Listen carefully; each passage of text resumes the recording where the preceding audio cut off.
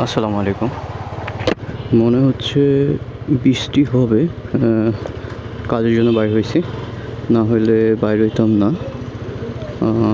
দোয়া করি আল্লাহ আল্লাহ করে যদি বৃষ্টির আগে গন্তব্য স্থানে যদি পৌঁছে যেতে পারি সবচেয়ে ভালো হবে।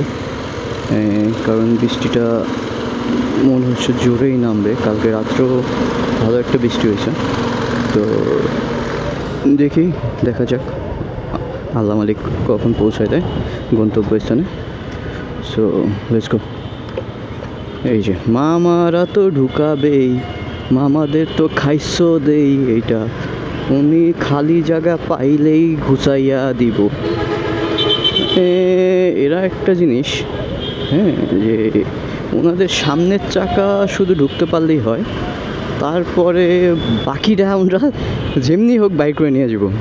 ওনার এত বড় একটা বডি, সামনের চাকা জাস্ট একটু খালি হলেই হয়, ঢুকলেই হলে হবে, চিকন হলেই হবে, জাস্ট পরে উনি পরে দেখে নিব। হ্যাঁ, তো যাই হোক, বৃষ্টি নামার আগে চলে যাচ্ছে। এখন আমি একটু যাবো 12 নম্বরে।